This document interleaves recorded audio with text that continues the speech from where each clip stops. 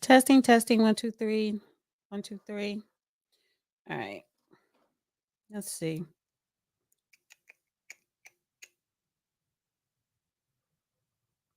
Let's see.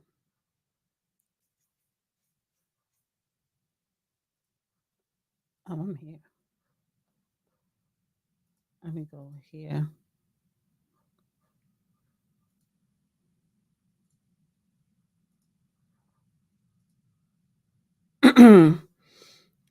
um, if anybody's in the chat, let me know if you guys can hear me.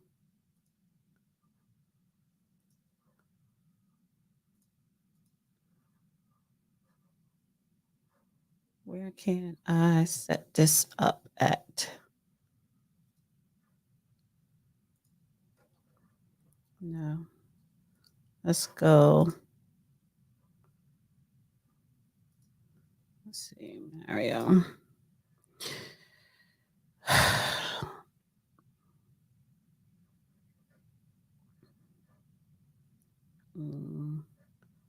What is this?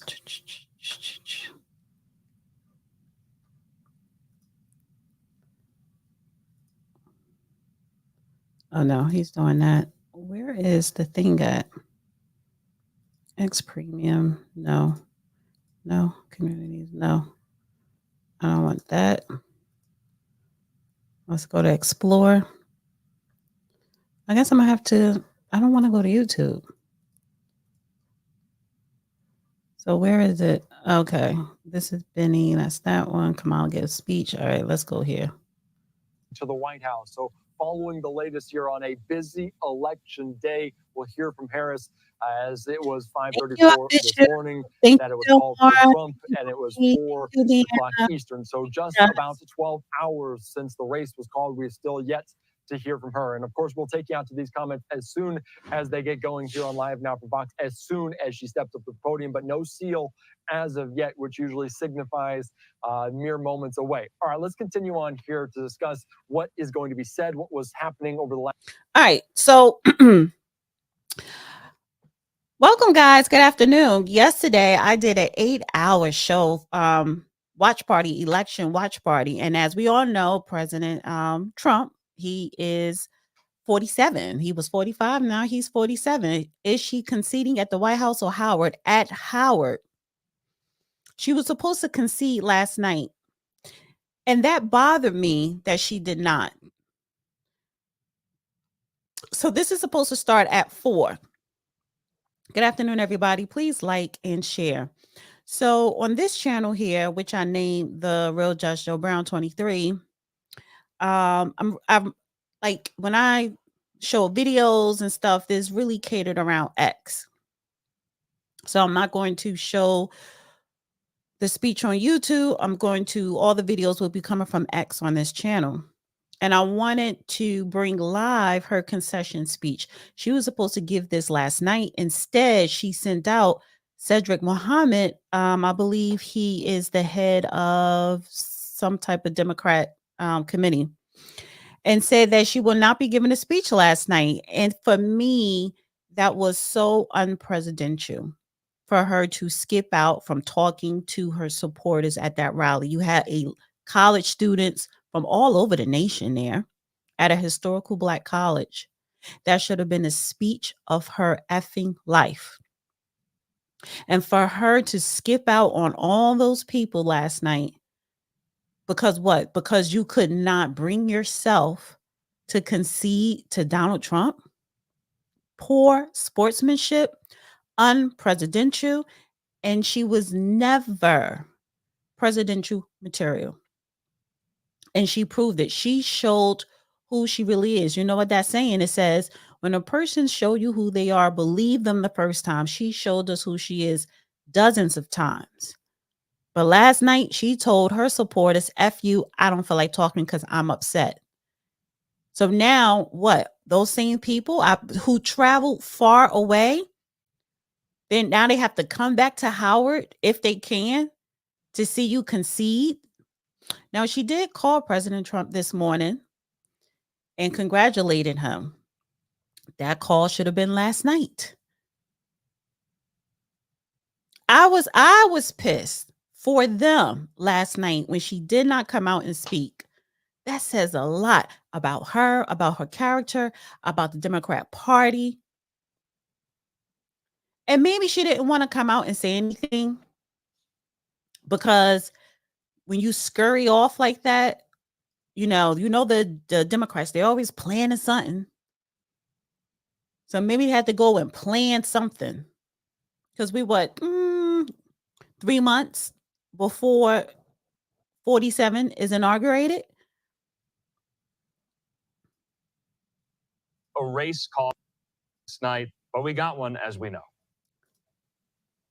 Correct. Yeah, it has been a wild time and a really good job. All right. So she should be coming out shortly. I will be making this bigger. Yes, no dignity. So disrespectful. She's very disrespectful. Weak. Yes, weak. Which is another reason why she did not deserve to sit in the Oval Office. Now, they may issue the 25th Amendment so that they could usher her in and sit Joe Biden down so we could say, okay, we had a woman president for 3 months. But it's bigger than her. We all know who she is, and that's why she lost. Exactly. But even Donald Trump conceded to Biden. Even though that night, whether he said it that night, I concede, he still gave a speech to his supporters. He did. He touched that stage. You got to touch that stage. Those people supported you. They argued for you. They fought for you. Time, volunteering, money, fundraising, canvassing. It's not about you. It's bigger than you.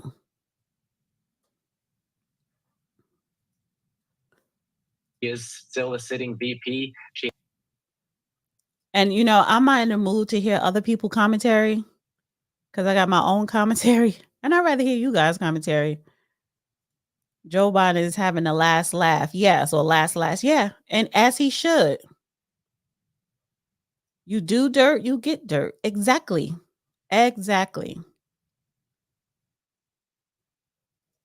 We all know who she is, however, her supporters were and are blind to who she is. Right. I think they got a reality check last night. They got a big reality check last night. Is this her? And so, no.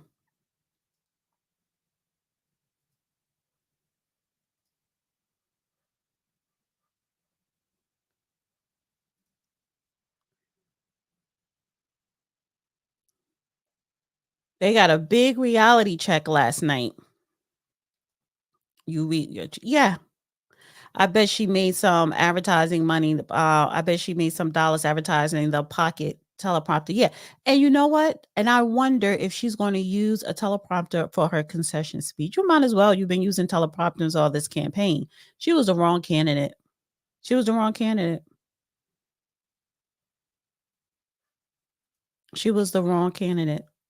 Jill wearing all red to vote told me everything. Yeah. Yeah, they give subliminal messages in their wardrobe. Hillary Clinton came out, and I voted for Hillary when she ran. We wanted to see the glass ceiling break, honey. And I believe this was either Midtown or downtown Manhattan on the waterfront. And it was thousands of people there. Oh, but she came out because she knew what that meant. She knew what it symbolizes. She's a good sportsmanship, and she was actually qualified to be president. And they didn't want her. The Electoral College, the people that control the electors, they didn't want her. They wanted Donald Trump for a bigger reason that we would never know. Kamala was never going to be voted in.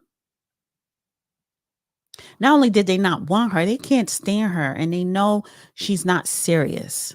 Yes, she's always a puppet. She goes with the flow. She's a yes woman. But she knew she would not be respected, not just with Putin or the president of China, I can't pronounce his name, Chow Ming or whatever, she wouldn't even be respected in the G7 and the G20 summit. European leaders, she's not respected. Now, Trump wasn't really respected, but the thing with Trump, he know how to talk business because he has that experience. He didn't give a F. He didn't answer to them. He knew they didn't take him seriously, so he chose to walk in the room and command the room. She doesn't. She doesn't. Hillary has the experience. She does. She had the respect. They just didn't want her. But this one here, Judge Joe Brown, yeah, he was right about her the whole time. That's why they kept censoring my channel. That's why they don't want him to come on other platforms and talk, like other, mainstream media and talk. He always spoke his mind, the truth.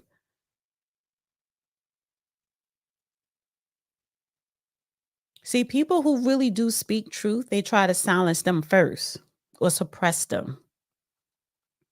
And by the way, guys, I'm going to be on live on my other channel because every Wednesday I do the Dana with the Data live podcast show, and I'm going to have P Ray, and I believe the other ladies from Chicago Go Red, because we got, of course, it's Migrant Wednesday. We got to talk about the migrant crisis. What's next, honey? What's next? And even though Illinois went blue, Chicago went blue. Chicago increased their Republican votes by 30%. That is a victory in Chicago. And you have to understand that Chicago Go Red is grassroots, no money. They're not politically backed. They're not financially backed by some millionaire, billionaire. This is 1000% grassroots. Residents of people in Chicago. And they were able to push the needle to get 30% of the people, and I believe it was the South Side, to vote Republican in Chicago as a whole. That is a victory.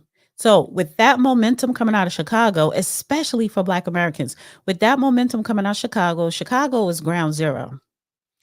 That momentum coming out of Chicago can last. We can definitely expand on that from here to the midterms, from the midterms to the 2028 presidency, to get Black people to switch to Republicans, because it sends, number one, a signal to Democrats that you have neglected Black Americans for so long, and it helps educate Black people that you have to make these politicians do something for you. You tell them what to do. They don't give you anything. You tell them what you need and you demand it and you get it and you take it.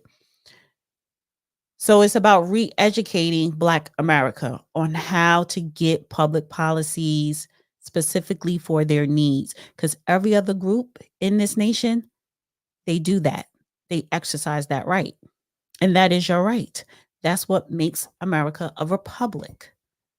It's the pursuit of happiness, not given to you, not even promised. We give you the freedom to pursue happiness. It's your choice. Guarantees following an election loss is that you're going to try to find someone to blame. And then two, there will be an overreaction within the losing party. And this is where the punditry comes in. This is why the campaign consultants get paid so much in Washington, D.C. to give you that simple fix. I want to know, why is it that they can't never start on time? Because I do want to play a clip. I want to play a clip. I just don't want to. I just don't want to miss her coming out.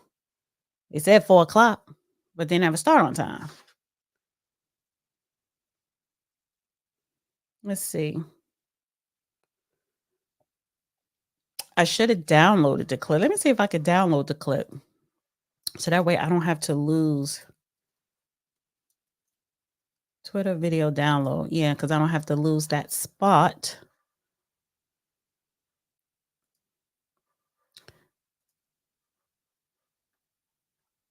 And it's just a clip of the man coming out making the announcement that she is not going to deliver her speech last night, and basically told all of those young people to go home, which was hella disrespectful. Oh, here we go, right here. And go so you won't hear from the vice president tonight, but you will hear from her tomorrow. She will be back here tomorrow to address not only the HU family, not only to address her supporters, but to address the nation. So thank you. We believe in you. May God bless you. May God keep you. And go HU and go Harris. Thank you all. Go Harris where?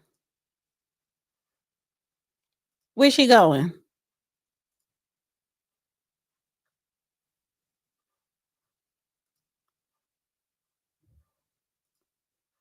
So that was that.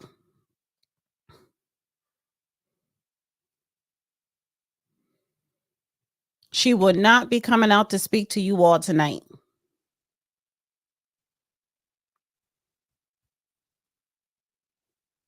So rude, so disrespectful.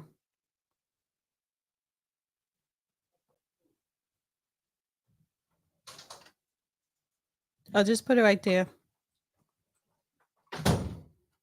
Can you open it? Can you open the door to let him out?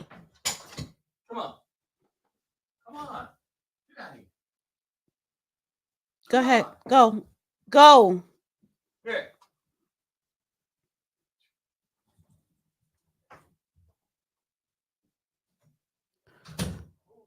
The dog. She's going home. Where is home? Canada. Hi, Katalia. Katalia, where were you last night? Oh my God. Well, you popped in the beginning. Maybe you went to bed, honey. I didn't end that live last night until 3 something in the morning, 8 hours. I started too early. I should have started at 9, so it just would have been 5 hours. Shout out to the new party. Guys, go to the new party and subscribe. What is this? Okay, go to the new party and subscribe to their channel.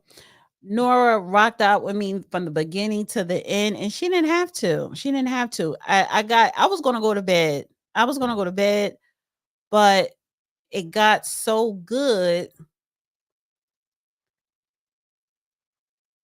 It got so good that I'm like, okay, is he gonna lose? Is he gonna win? What's going on? Polls saw it was a neck and neck race. It turned out to not be that close of a race at all. How much do you think the polls have a factor in what happened as well? We're going to have that discussion ad nauseum again for the next couple months about how wrong were the polls. Can you ever trust them again? And the reality is that it is a very inexact science, and everything comes with an asterisk, right? You can have margins of error and try to convince people that, yes, this was within the realm of possibilities, and it was, but it obviously wasn't the dominant narrative. And that's tough to convince people of saying, yeah, a lot of things are on the table when you factor in all the stats behind this stuff. But there is something specific about Trump, the individual, in that you can't weight him correctly. His resilience, his Teflon ability, whatever you want to call it, there's something unique about it that just doesn't show up and register within the polls when you're asking national samples, of which only less than 1% respond to these stuff too. And Trump people are more likely to hang up on it when they realize it's a pollster than anybody. So, okay, so you cheated on me and you went over to Benny Johnson channel. I should have been streaming from his channel. I did stream from PBD channel a little bit. Honey, Benny Johnson, he's popping. But I'm sorry, podcast is the new media, honey. We are the new media. We are the new media. It is 4:15, and this is another thing. The bee can't be on time for nothing. She can't. Why do we have to wait for you? You're not that special. You're not that important. So why do we have to wait for you? Why can't she be on time? And she only going to talk. This concession speech is going to be less than 5 minutes. Less than 5 minutes. Yeah, I mean, listen, Trump doesn't come out technically on time, but he's better with his time than she was. At his rallies, you know, and that's another thing. His rallies, let's just say he have people talk, you know how they have the speakers come up and talk. And that's first hour, 2 hours. But when he come out, he's talking for 2 hours straight. So let's say a total of 4 hours. She will have a pre-show concert for 3 hours, speakers, entertainers, and then come out and talk 15 minutes, 30 minutes tops. That would be a good night for her. It's a big difference. So I'm just like, girl, you got us waiting here 4 p.m. until what? She probably gonna come out at 4:30. So you could just talk for 5 minutes? Who is where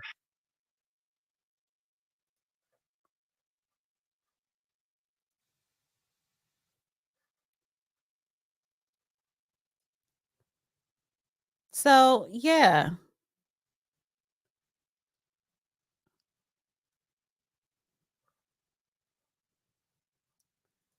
I wish they stopped calling it racism. No, and that's the thing. It was not even racism.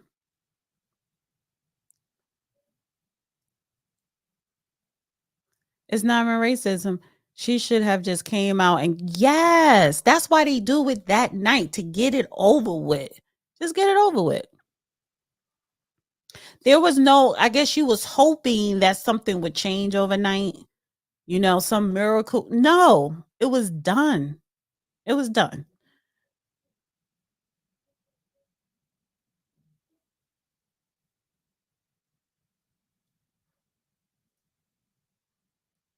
It was done. Is this X? Yes, this is X.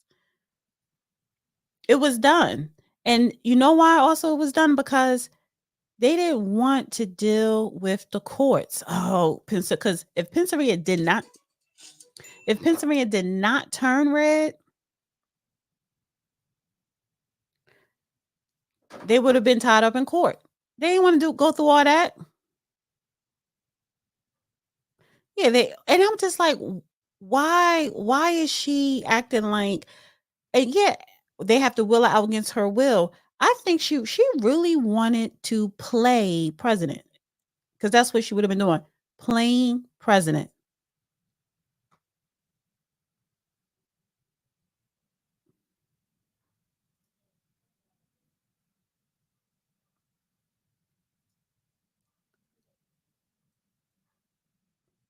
Playing president. Let me see something here.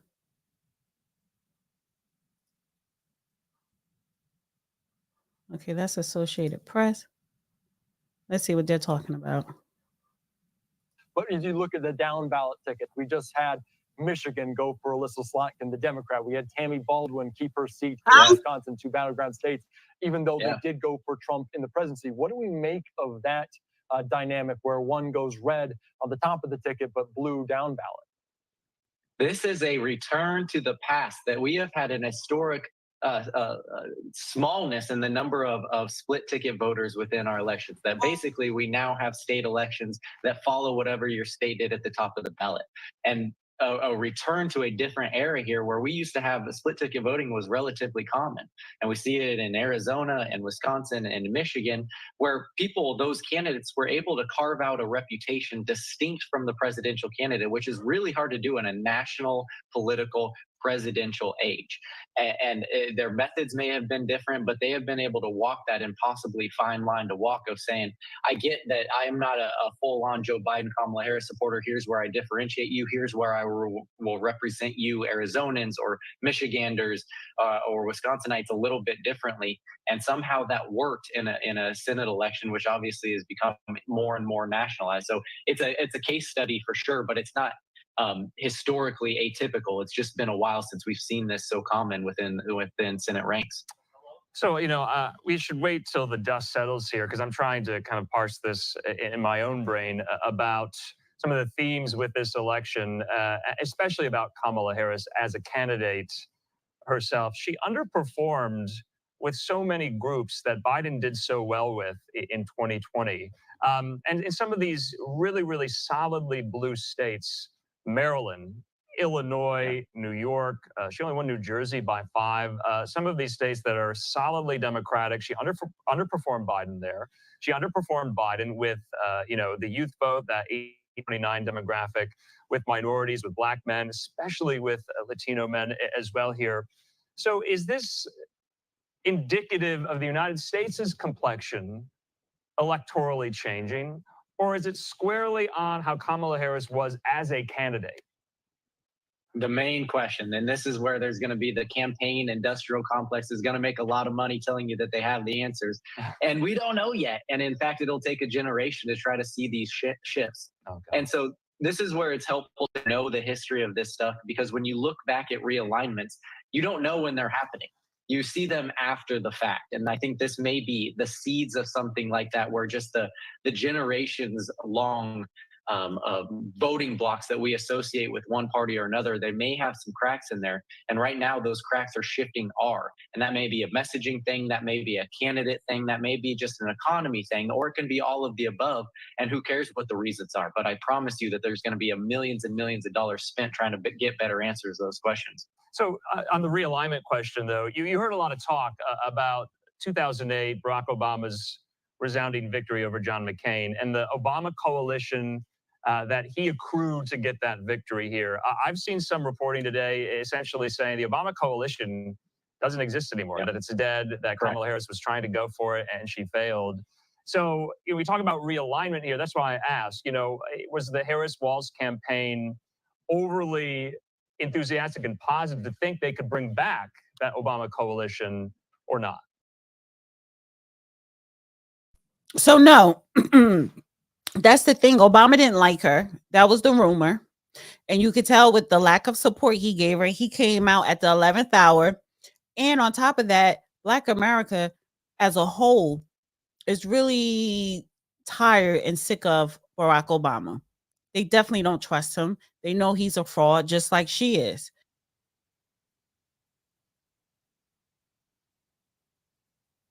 So what is this? Oh. So she could not. Oh, I didn't want to go here. She could not. She could not capitalize off of the Obama effect. We did see just a little bit earlier Nancy Pelosi on hand, and we knew the relationship or the tense moments between Biden and Pelosi after he stepped aside. What do we make of this, and how does maybe the House there with the King Jeffries, Nancy Pelosi, obviously she's no longer the speaker in that side, how do they go about things now that we've seen what happened last night? Before I answer that, I am the book I am most excited about reading is the behind the scenes tell all of what happened post debate. And there has been some infighting and just friends of mine telling me stories about what calls they were on. I can't wait. It is going to be a bestseller, and I hope that I'm the first to buy it. But to answer your question, I think this is one of those instances where party unity can say a lot about what the Democratic message is, where right now it is not time to at least have public-facing fights about who's to blame.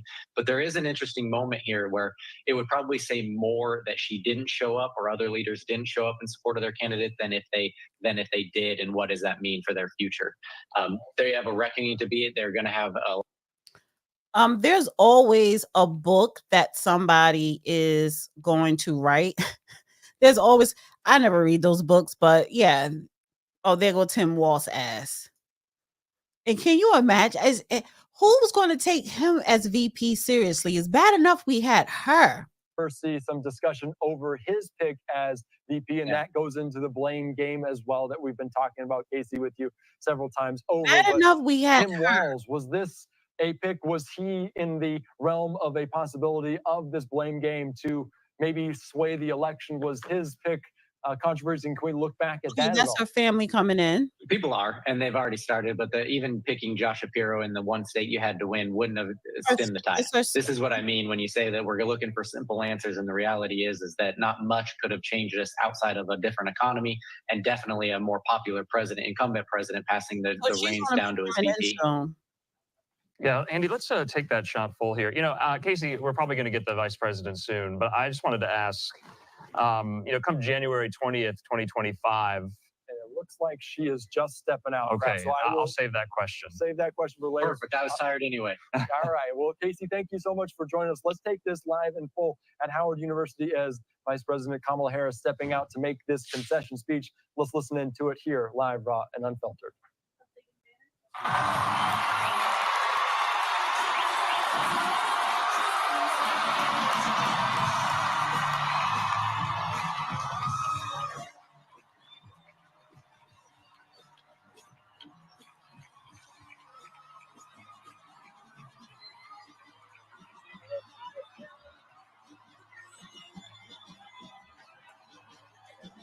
Good afternoon. Good afternoon. Good.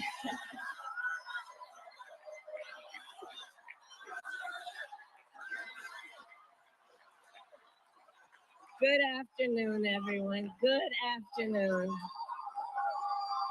Good afternoon. Good afternoon. Thank you all. Thank you. Thank you. Thank you. Thank you. So let me say, and I love you back. And I love you back. So let me say, my heart is full today. My heart is full today, full of gratitude for the trust you have placed in me, full of love for our country, and full of resolve. The outcome of this election is not what we wanted, not what we fought for, not what we voted for, but hear me when I say, the light of America's promise will always burn bright. As long as we never give up, and as long as we keep fighting.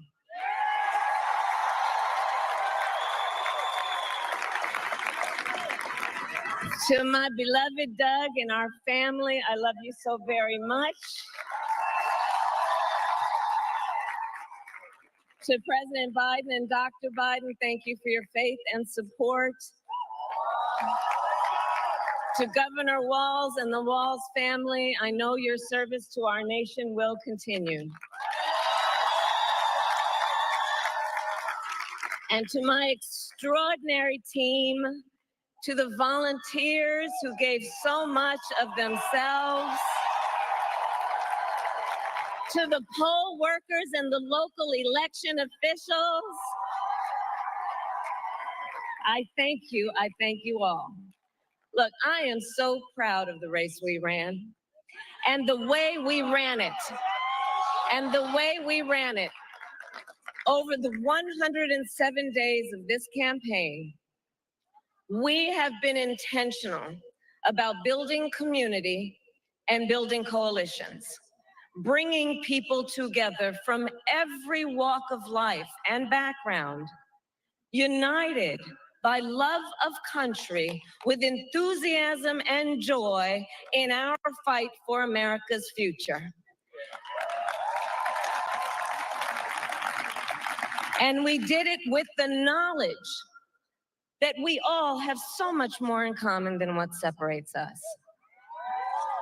Now, I know folks are feeling and experiencing a range of emotions right now. I get it. But we must accept the results of this election. Earlier today, I spoke with President-elect Trump and congratulated him on his victory. I also told him that we will help him and his team with their transition, and that we will engage in a peaceful transfer of power.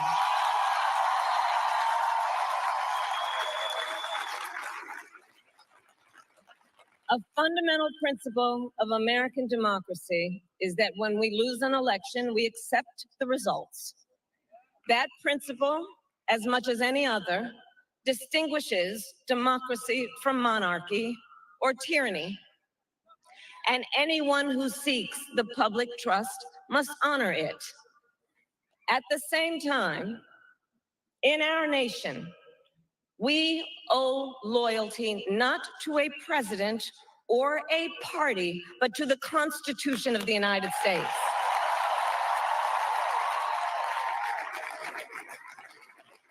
And loyalty to our conscience and to our God. My allegiance to all three is why I am here to say, while I concede this election, I do not concede the fight that fueled this campaign.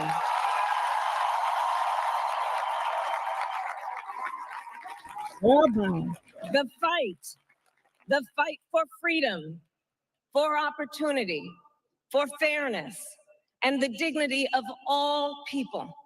A fight for the ideals at the heart of our nation, the ideals that reflect America at our best. That is a fight I will never give up.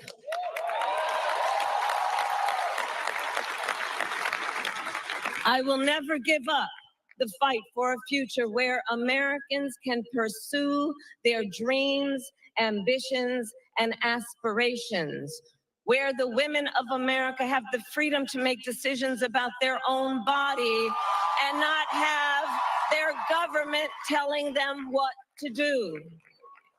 We will never give up the fight to protect our schools and our streets from gun violence.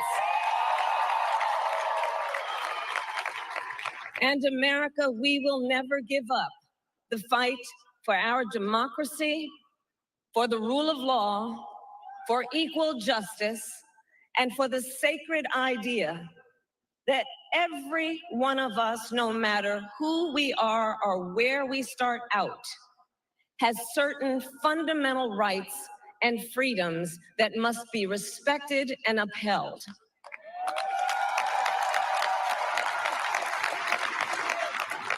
And we will continue to wage this fight in the voting booth, in the courts, and in the public square.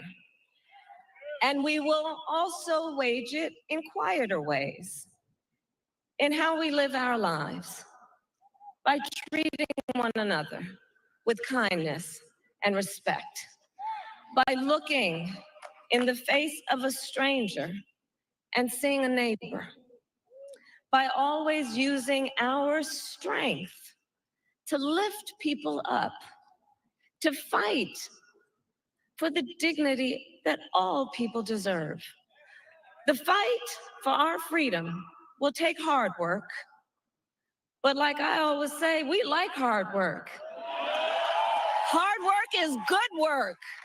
Hard work can be joyful work. And the fight for our country is always worth it. It is always worth it.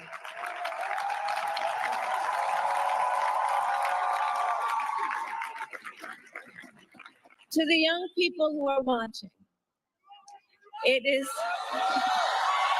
I love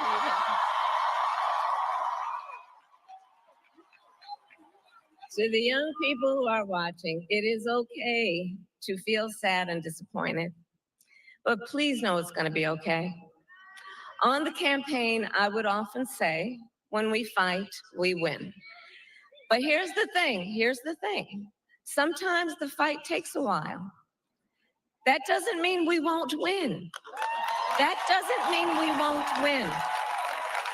The important thing is don't ever give up. Don't ever give up. Don't ever stop trying to make the world a better place. You have power. You have power. And don't you ever listen when anyone tells you something is impossible because it has never been done before.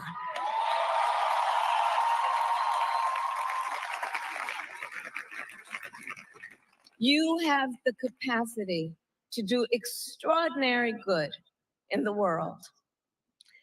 And so to everyone who is watching, do not despair.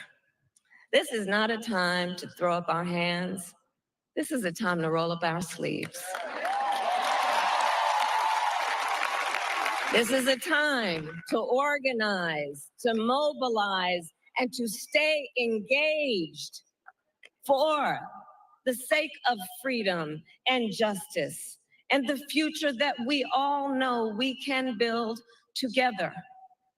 Look, many of you know I started out as a prosecutor, and throughout my career, I saw people at some of the worst times in their lives. People who had suffered great harm and great pain, and yet found within themselves the strength and the courage and the resolve to take the stand, to take a stand, to fight for justice, to fight for themselves, to fight for others. So let their courage be our inspiration.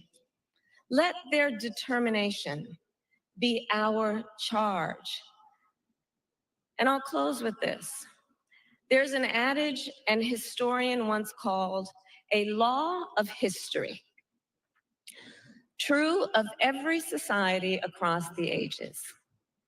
The adage is, only when it is dark enough can you see the stars.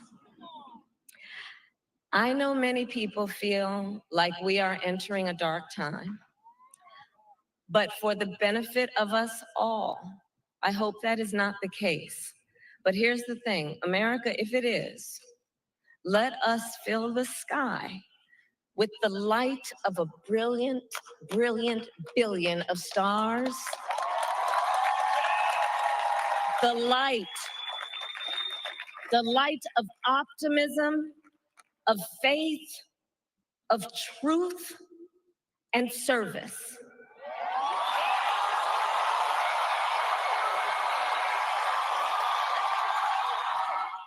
It's you.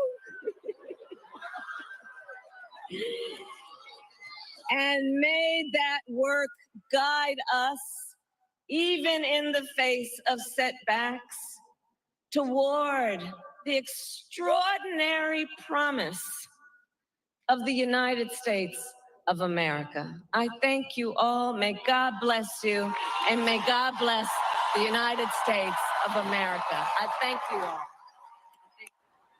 That was quick. All right, you're just listening in there, Vice President Kamala Harris. And that was about 10 minutes. Yeah. From the time she walked on the stage to now. Yeah. Short and sweet. Teleprompter. Time to go. Pack your shit. Get up out of here. January 20th. Matter of fact, leave on January 19th, honey. Yeah. 10 minutes too long. What the hell was that about? The stars. What? And the darkest night shines the brightest stars. Girl, that's not profound. That's not enlightening anybody. You're not giving us any type of enlightenment, some type of bullshit philosophy. And they call Howard University now the 13th grade. You know how you have high school go up to 12th grade? Howard University is like the 13th grade. I'm sorry. And that's exactly what she gave them. 13th grade level commissary. Yeah. Honey, I want to be the circle. What is this? Better. 13th grade commentary. Trump is the president. And I'm glad he is. We don't have to worry about Tampon Tim. No, we don't. We don't got to worry about, they're trying to chip away at our constitutional rights. We don't have to worry about open borders, because now is the time, because this is Wednesdays, I talk about the migrant crisis, and that's going to be at the Real Day at 9 p.m. And I'm having P. Ray come on, probably a couple other people, but now is the time to lay out a plan to start the deportation process. If Trump does not deport or have a massive deportation, he is not going to be liked. He's going to do more harm to his party than good, because that's why people elected him, to secure the border and to deport millions of these illegals that are here in this country illegally, benefiting off the backs of American citizens. So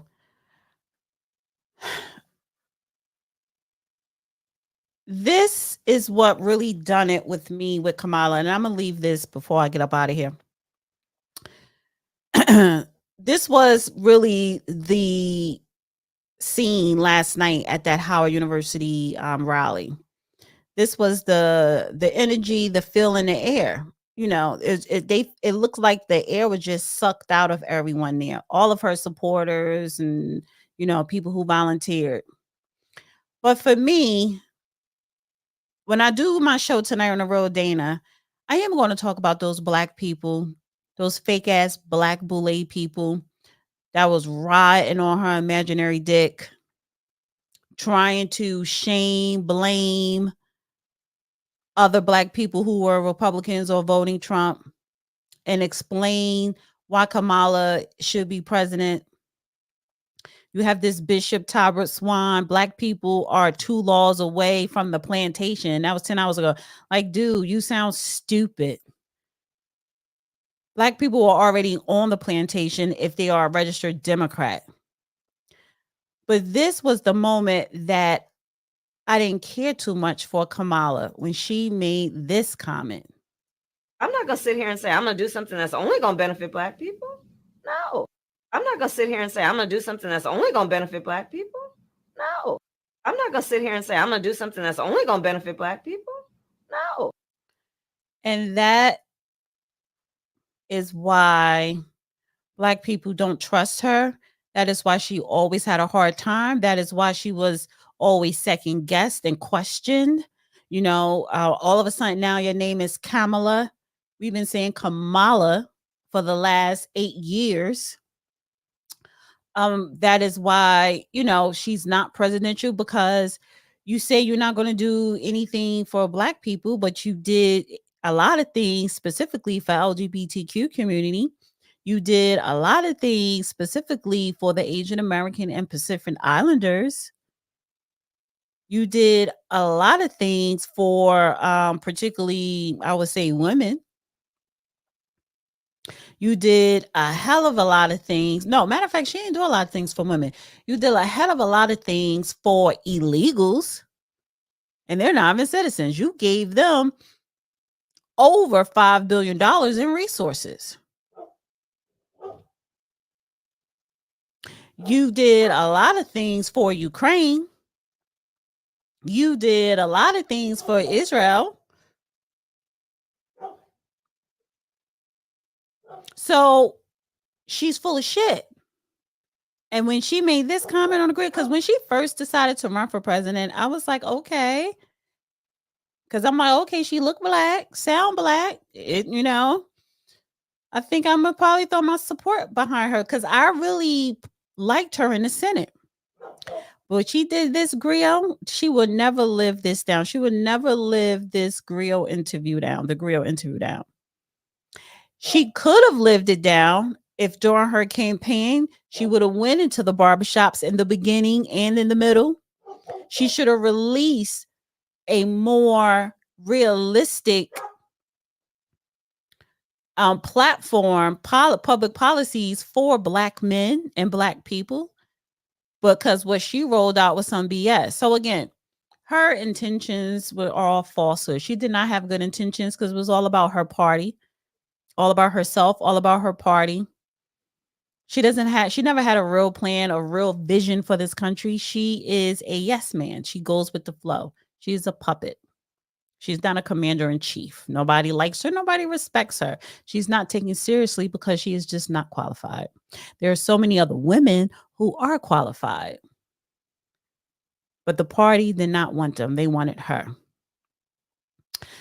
And I'm so glad that this chapter, the Kamala Harris chapter, is done. Now, tonight, like I said, on the Real Dana YouTube channel, going live 9 p.m., Today is day one. Today is day one of the future of the Republican Party, of Black American, and of this nation. What are we going to do from this day forward to make sure that we stay strong when it comes to our national security, stay strong when it comes to our economy, staying strong when it comes to our values, our constitutional rights, our freedoms? What are we going to do? What do we have to do to maintain the sanctity of the Constitution and to make sure we preserve the Republic? That is what the conversation is going to be tonight on The Real Dana at 9 p.m. So I hope you guys join me there. And I will see you in the next video. Bye, guys. Have a wonderful day. Enjoy the rest of your day. And I will see you guys tonight. Bye.